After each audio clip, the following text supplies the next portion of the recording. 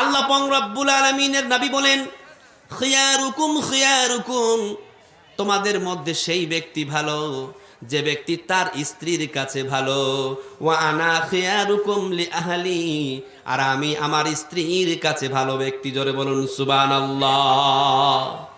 আপনি পৃথিবীর মানুষের কাছে সবার কাছে ভালো হয়ে গেলেন, প্রিয় হয়ে গেলেন, কিন্তু আপনি আপনার স্ত্রীর কাছে ভালো হতে পারলেন না। আল্লাহ রসুলের হাদিস অনুযায়ী আপনি ভালো মানুষ হতে পারলেন না। আমার মুসলমান ভাইরা, প্রথমে আপনার স্ত্রীর কাছে ভালো হতে শিখুন। যে কোনো উপায়ে আপনাকে ভালো হওয়া লাগবে, তখনই গিয়ে আপনি ভালো মানুষ হতে পারবেন, ঠিক না? আমার মুসলমান ভাইরা, আল্লাহ রসুলের প্রথম স্ত্রীর নাম কি? খাদিজা রাদিয়াল্লাহু তাআলা আনহা। আরে আল্লাহ রসুল খাদিজাকে এত ভালোবাসতেন, এত ভালোবাসতেন, বলার শেষ নেই। আল্লাহ রসুল বলতেন খাদিজাকে ভালোবাসতে গিয়ে, আকাশের নিচে আর জমিনের উপরে খাদিজার চাইতে উত্তম মহিলা আর পৃথিবীতে কেউ নাই। জোরে বলুন সুবহানাল্লাহ। এত সম্মানে সম্মানিত করেছেন খাদিজা রাদিয়াল্লাহু তাআলা আনহাকে। আল্লাহ রসুল একবার হেরা গুহায় ধ্যানরত অবস্থায় আছেন, আল্লাহর ধ্যানে মগ্ন। জিবরিল আমিন ওহী নিয়ে আল্লাহ রসুলের কাছে আসলো। আসার পরে ওহী প্রদান করার পর জিবরিল আল্লাহ রসুলকে বলছে, ইয়া রাসূলুল্লাহ, ইয়া হাবিবাল্লাহ, আমি দেখতে পাচ্ছি আপনার স্ত্রী খাদিজা রাদিয়াল্লাহু তাআলা আনহা আপনার জন্য খাবার নিয়ে আসতেছে। ইয়া রাসূলুল্লাহ, আপনার স্ত্রী যখন আপনার কাছে পৌঁছাবে তখন আপনি আল্লাহর পক্ষ থেকে এক সালাম প্রদান করবেন। কারণ আল্লাহ পাকের আরশে আজিম থেকে যখন আমি আসছিলাম, আল্লাহ পাক রব্বুল আলামিন খাদিজাকে স্বয়ং সালাম পাঠিয়েছে। জোরে বলুন সুবহানাল্লাহ। আল্লাহ পাক রব্বুল আলামিন কোন সাধারণ পুরুষের জন্য সালাম পাঠান নাই। আল্লাহ পাক রব্বুল আলামিন খাদিজার জন্য সালাম পাঠিয়েছেন। আল্লাহ পাক রব্বুল আলামিনের নবীর কাছ থেকে যখন জিবরিল আমিন চলে গেল, তারপরে খাদিজা রাদিয়াল্লাহু তাআলা আনহা আল্লাহ রসুলের কাছে আসলেন। যখন রাসূল সাল্লাল্লাহু আলাইহি সাল্লামের কাছে আসলেন তখন আল্লাহ রসুল খাদিজাকে বললেন, খাদিজা, তুমি আজকে খুশি হয়ে যাও, আনন্দ হয়ে যাও। খাদিজা বললেন, ইয়া রাসূলুল্লাহ, কেন আনন্দিত হব আমি বুঝতে পারলাম না। আল্লাহ রসুল বললেন, খাদিজা, একটু আগেই আমার কাছ থেকে জিবরিল বিদায় নিয়ে চলে গেল। আল্লাহ পাক রব্বুল আলামিন তোমাকে জিবরিলের মারফত স্বয়ং সালাম পাঠিয়েছে। জোরে বলুন সুবহানাল্লাহ। খাদিজা এই কথা শুনে অশ্রু সজল হয়ে গেল, চোখ থেকে জল পড়তে লাগলো, আর বলল, আল্লাহ, তুমি আমাকে সালাম দিয়েছো, এর চাইতে বড় আনন্দের বিষয় আর কিছু হতে পারে না। সে ক্রন্দনরত অবস্থায় আল্লাহ রসুলকে বলল, ইয়া রাসূলুল্লাহ, ইয়া হাবিবাল্লাহ, আল্লাহ আমাকে সালাম দিয়েছেন, এর চাইতে বড় আনন্দের বিষয় আর কিছু হতে পারে না। সুতরাং আমি তো নবী না, আপনি নবী, সালামের জবাব কিভাবে দেব আমি জানি না। সুতরাং আপনি আমার পক্ষ থেকে সালামের জবাবটা দিয়ে দেবেন। জোরে বলুন সুবহানাল্লাহ। সুতরাং স্ত্রীরা খুবই সম্মানিত, ওরা হচ্ছে আমাদের সুখের কারণ। তাদের সঙ্গে আমাদের কি করা লাগবে? ভালো ব্যবহার করা লাগবে। আপনি আপনার স্ত্রীর সঙ্গে ভালো ব্যবহার করতে শিখুন, দেখবেন আপনার স্ত্রী অটোমেটিক ঠিক হয়ে যাবে। আপনাকে অন্য কোনো পন্থায় আপনার স্ত্রীকে কি করতে হবে? সজাগ করতে হবে, স্ত্রীর প্রতি ভালোবাসা মহব্বত সৃষ্টি করতে হবে। দেখবেন অটোমেটিকলি কি হবে, আপনার পরিবার, আপনার পরিজন সব কিছু সুষম হয়ে যাবে, শান্তিময় হয়ে যাবে। আমার মুসলমান ভাইয়েরা, আমি বহু দূর থেকে আপনাদের মাঝে এসেছি। আমি একটা কথা বলতে চাই, আপনারা উত্তম না আমি উত্তম? কে বলুন তো, কে বলতে পারবেন? এখানে মাশাআল্লাহ, জাযাকুমুল্লাহ খায়রান জাযা। ইয়া রাব্বাল আলামিন, একজন মা বোনের পক্ষ থেকে একজন মা আমার আল্লাহ গো একটা রূপোর আংটি দান করে দিয়েছে, তার দানকে তুমি কবুল করে নিও ইয়া ইলাহুল আলামিন। আর এক ভাই আমার 1000 টাকা দিল, আর একজন বোন আমার 200 টাকা দিয়েছে, আল্লাহ তার দানকে কবুল করে নিও। আর একজন 900 টাকা দিয়েছে, আল্লাহ গো তারা ঝড়ের মতো এই দিন ইসলামের জন্য, আল্লাহর ওয়াস্তে মসজিদের জন্য, মসজিদের উন্নতি কল্পে একের পর এক দান দিয়ে যাচ্ছে। সুতরাং তার দানগুলোকে তুমি সদরে গ্রহণ করে নিও। এই দানের ওসিলায়, এই দানের বরকতে তাদের জন্য তুমি নাজাত দিয়ে দিও আল্লাহ। এই দানের বরকতে, এই দানের ওসিলায় আল্লাহ তাদেরকে তুমি জান্নাত নাসিব করে দিও। আমি বলছিলাম আপনারা উত্তম না আমি উত্তম? 400 টাকা। আলহামদুলিল্লাহ, জাযাকুমুল্লাহ খাইরান জাযায়া ইলাহাল আলামিন। হাজী সাহেব, আল্লাহ তোমার নবীর ঘরের দর্শন করেছে, আল্লাহ মক্কা মদিনা জিয়ারত করেছে, ফজিলতপূর্ণ মানুষ হয়ে গেছে, আল্লাহ তোমার মেহমান হয়েছে জান্নাতের। ওই ব্যক্তি, ওই হাজী সাহেব তোমার ঘরের জন্য আল্লাহ এই মসজিদের উন্নতি করবে, এই মসজিদের জন্য আল্লাহ 400 টাকা দান করেছে। আল্লাহ গো, তার দানকে তুমি কবুল করে নিও, এই দানের ওসিলায় তাকে তুমি জান্নাতবাসী করিও। মরার পরে দুনিয়াতে যতদিন থাকবে আল্লাহ নেক হায়াত দান করিও এবং সুখ শান্তিতে থাকার তৌফিক দান করিও। আল্লাহ গো, সকলকে তুমি সুন্দর করে এই পৃথিবীতে জীবন যাপন করার তৌফিক এনায়েত করে দিও। পরের জায়গা পরের জমিন ঘর বানায় আমি রই, আমি তো সেই ঘরের মালিক নই। পরের জায়গা পরের জমিন ঘর বানায় আমি রই, আমি তো সেই ঘরের মালিক নই। আসুন আমার ভাইরা, আসুন এই মসজিদের জন্য, আল্লাহর ঘরের জন্য চাইছি, অন্য কোনো কারোর জন্য চাই না। আল্লাহর ঘর, আল্লাহ রাসূল হাদিসের মধ্যে বলছেন, মান বানা লিল্লাহি মসজিদান বানাল্লাহু লাহু বাইতান ফিল জান্নাহ। পৃথিবীতে যে ব্যক্তি আল্লাহর জন্য একটা ঘর বানাবে, মসজিদ বানাবে, আল্লাহ তাআলা কিয়ামতের দিন তার জন্য জান্নাতে একটা ঘর বানিয়ে দিবে। জোরে বলুন সুবহানাল্লাহ। আরে এই যে ইট, এই যে পাথর, এই যে বালি, এই যে সিমেন্ট, এগুলো দিয়েও জান্নাতে ঘর নির্মাণ হবে। বালিগুলো হবে কার্পুরের ন্যায়, ইটগুলো হবে সোনার উপার, আর ইয়াকুত আর জামরুদ পাথর দিয়ে আল্লাহ জান্নাত সাজাবে। আপনি এখানে এই আগুনে পোড়া ইট দিবেন, আল্লাহ পাক আপনাকে জামরুদ পাথরের ইট দিবে, সোনার উপার ইট দিবে। আসুন, এই একজনকে পাঠানো হলো চাদর নিয়ে, আপনারা সবাই বিপুল পরিমাণে দান করবেন। দেখুন, আল্লাহর ঘরের জন্য বলছি, আপনারা জান্নাত চান কি না? জান্নাত চান তো? তাহলে জান্নাত চাওয়ার জন্য দান অবশ্যই করা লাগবে। দান একটি ইবাদত। আপনি আপনার সম্পদ কামাবেন, এই সম্পদ শুধুমাত্র এই জন্য নয় যে এই সম্পদ দিয়ে আপনি বাড়ি করবেন, গাড়ি করবেন, আপনি সুখ স্বাচ্ছন্দ্যের দিন কাটাবেন, এটার জন্য আপনাকে সম্পদ দেওয়া হয়নি। সম্পদ দেওয়া হয়েছে, সম্পদের কিছু একটা অংশ আপনি আল্লাহর রাস্তায় ব্যয় করবেন। এই আল্লাহর রাস্তায় যদি আপনি সম্পদ ব্যয় করেন, আপনার কি ফজিলত। আল্লাহ পাক রব্বুল আলামিন পবিত্র কোরআন কারীমের মধ্যে বলেন, ওয়া আমিনু বিল্লাহি ওয়া রাসূলিহি ওয়া আনফিকু মিম্মা জাআলাকুম মুস্তাখলাফিনা ফি। আল্লাহ পাক বলেন, তোমরা আল্লাহর প্রতি ঈমান নিয়ে এসো, রাসূলের প্রতি ঈমান নিয়ে এসো, এবং তোমাদেরকে যে আল্লাহ পাক রব্বুল আলামিন ধন সম্পদের মালিকানা করেছেন, এই ধন সম্পদের মধ্য থেকে একটা অংশ আল্লাহর রাস্তায় ব্যয় করে দাও। আল্লাহ পাক রব্বুল আলামিন বলছেন, ফাল্লাযীনা আমানু মিনকুম, তোমাদের মধ্য থেকে যারা আল্লাহর প্রতি ঈমান নিয়ে আসলো, ওয়া আনফিকু, এবং আল্লাহর রাস্তায় ব্যয় করলো, লাহুম আজরুন কাবীর, আল্লাহ পাক রব্বুল আলামিন তার জন্য একটা বড় পুরস্কারের ব্যবস্থা করে দিয়েছেন। এবার বলুন তো, আপনি যদি আল্লাহর প্রতি ঈমান নিয়ে আসেন, সাদকা করেন, দান করেন, ওয়া আনফাকু লাহুম আজরুন কাবীর, আপনার জন্য বড় পুরস্কারের ব্যবস্থা করা হয়েছে। আল্লাহর কাছে আমাদের জন্য পাওয়া সবচাইতে বড় পুরস্কার কি বলুন তো? আল্লাহর জান্নাত। তাহলে আপনি দান করবেন, সাদকা করবেন, এই দানের বিনিময়ে আল্লাহ পাক আপনার জন্য জান্নাত তৈরি করেছে। অসংখ্য আয়াত আছে, অসংখ্য হাদিস আছে যে যদি আপনি আপনার ধনকে, আপনার সম্পদকে আল্লাহর রাস্তায় ব্যয় করেন, আপনার জন্য কতগুলি ফজিলত আছে।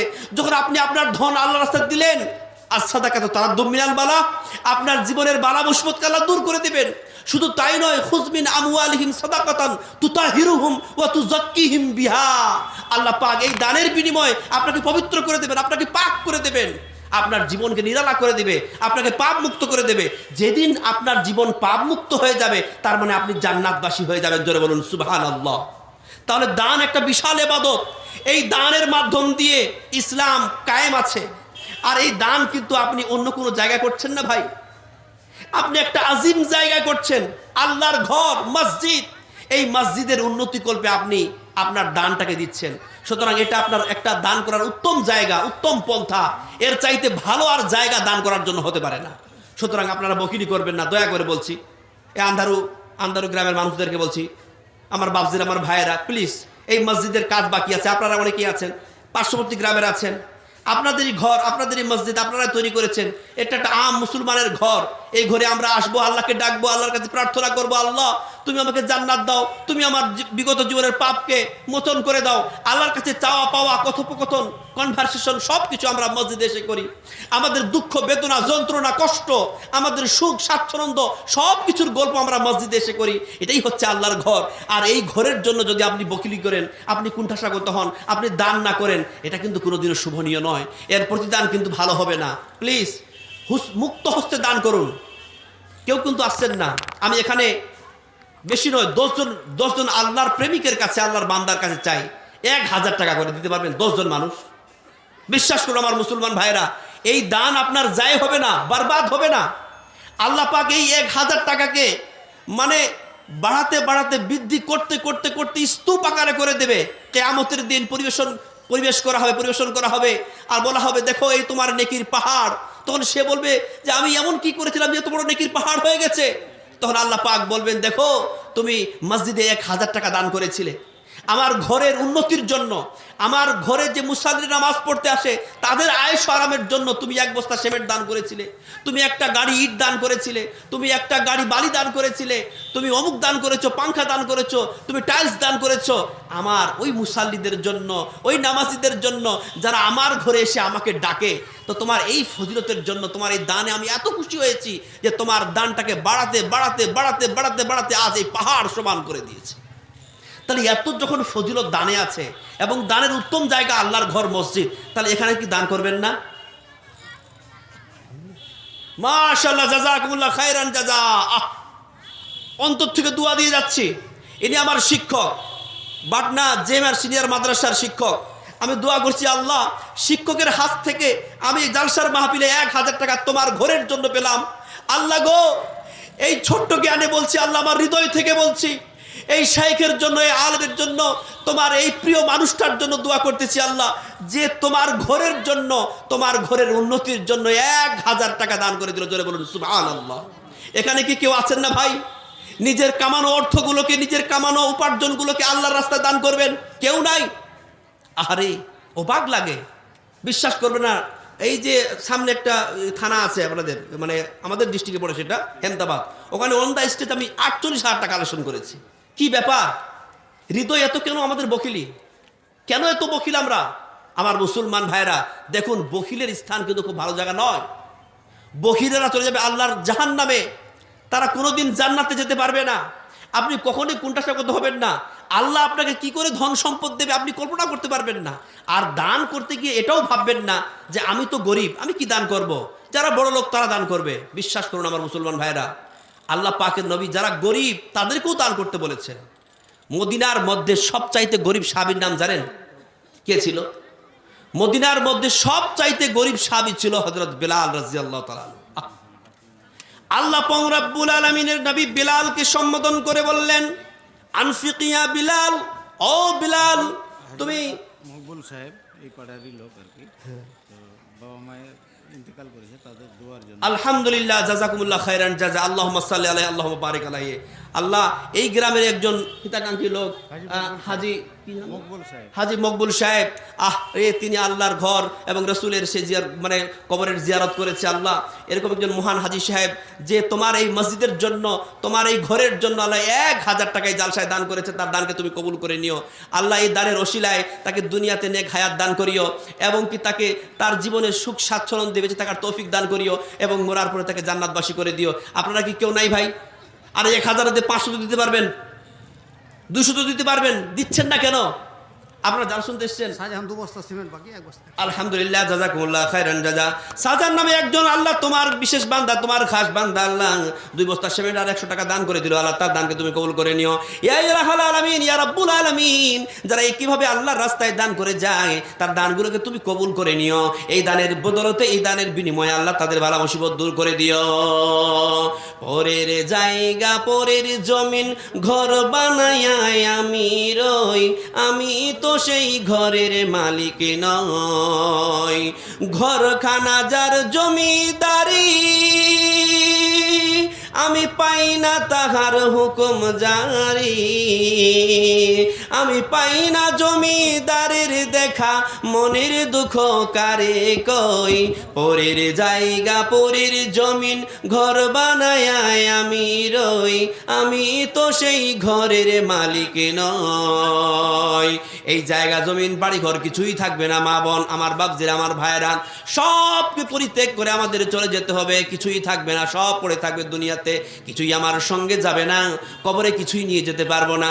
এই যে আলিশান বিল্ডিং, আলিশান বাড়ি নিয়ে যেতে পারবো না, জমি জায়গা নিয়ে যেতে পারবো না, বাড়ি ঘর নিয়ে যেতে পারবো না, সব কিছুকে দুনিয়ার মধ্যে পরিত্যাগ করে খালি হাতে আমাকে চলে যেতে হবে। শুধুমাত্র আপনি ওই সমস্ত জিনিসকে নিয়ে যেতে পারবেন। ওয়া আতা ফা আক্তানা, আপনি যা দান করলেন এবং পরকালের জন্য গচ্ছিত করে রেখেছেন, এটাই শুধু আপনি আপনার জন্য নিয়ে যেতে পারবেন। ওয়ামা সিওয়া যালিকা ফাহুয়া যাহিবুন ওয়া তারিকুহু লিন্নাস, বাকি সব কিছু দুনিয়াতে অন্যের জন্য পড়ে থাকবে, সব পড়ে থাকবে। তাহলে আপনি তো কিছুই নিয়ে যেতে পারবেন না। তাহলে আপনাকে মনে রাখতে হবে, এই দুনিয়ার জীবনে আমার টাকা পয়সা বাড়ি ঘর সব কিছু, মাশাআল্লাহ জাযাকুমুল্লাহ খায়রান জাযা, একটা ছোট্ট ভাই আমার 500 টাকা আল্লাহ তোমার এই ঘরের জন্য দিয়ে গেল, তোমার এই ঘরের নির্মাণের জন্য দিয়ে গেছে আল্লাহ, এই ঘরের নির্মাণের কার্যে দিয়ে গেছে, তার দানকে তুমি কবুল করে নিও এবং তাকে তুমি জাযায়ে খায়ের দান করিও। কথা হলো এই যে সভাপতি সাহেবের ইঙ্গিত পেয়ে গেছি, আমাকে শেষ করতে হবে। পরিশেষে কয়েকটি কথা বলি। একটা কথা মাথায় রাখবেন, এই দুনিয়ার জীবন আমরা খেলতামাশার জীবনে আছি। আল্লাহ পাক পবিত্র কোরআনে বলেছেন, ইন্নামাল হায়াতাদ দুনিয়া লাইবু ওয়া লাহাব। এই দুনিয়ার জীবনটা হচ্ছে খেলতামাশা। আপনি এখানে আসলেন, আপনি বাড়ি করলেন, গাড়ি করলেন, জমি করলেন, একটা ঘর সাজালেন, এই ঘর ভেঙে দিয়ে আপনাকে চলে যেতে হবে। অতএব এগুলোর প্রতি, এগুলোর মায়া মমতায় পড়বেন না। আপনি দুনিয়ার জীবনটাকে খুবই হাকির মনে করবেন, সংকীর্ণ মনে করবেন। আর পরকালের যে জগৎ, যে জগতে আপনাকে অনন্তকাল থাকতে হবে, সেটাই হচ্ছে আপনার আসল বাড়ি, সেদিকে লক্ষ্য রাখবেন। মাশাআল্লাহ, এখনো পর্যন্ত দান দিয়ে যাচ্ছেন আমার শাইখ রয়েছেন, যিনি আপনাদেরকে কোরআন হাদিসের কথা শোনাবেন এবং বিনোদনও দেবেন ইনশাআল্লাহ, এবং তাদের হাতে আপনারা দান করবেন ইনশাআল্লাহ। কথা হলো এই যে এই দুনিয়ার জগৎকে ও প্রাধান্য দিয়ে আখিরাতের জীবনকে প্রাধান্য দিয়ে অবশ্যই এই মসজিদের জন্য দান করবেন। এবং পরিশেষে কয়েকটি কথা, সেটা হলো এই যে এতক্ষণ ধরে মাশাআল্লাহ জাযাকুমুল্লাহ খায়রান জাযা আপনাদের মাঝে যে বক্তব্য রাখলাম, কোরআন হাদিস থেকে বলার চেষ্টা করেছি, তবু যদি মুখ ফসকে আমার কিছু মিস ইনফরমেশন বেরিয়ে যায়, তো আল্লাহর কাছে দোয়া করি যে আল্লাহ ইয়া ইলাহাল আলামিন, সেগুলোকে তুমি আমাদের স্মৃতিপট থেকে মুছে দিও এবং যেগুলো সহিহ সেগুলোর প্রতি আমল করার তৌফিক এনায়েত করিও। ওয়া মা আখিরি দাওয়ানা আনিল হামদুলিল্লাহি রাব্বিল আলামিন। আসসালামু আলাইকুম ওয়া রাহমাতুল্লাহ।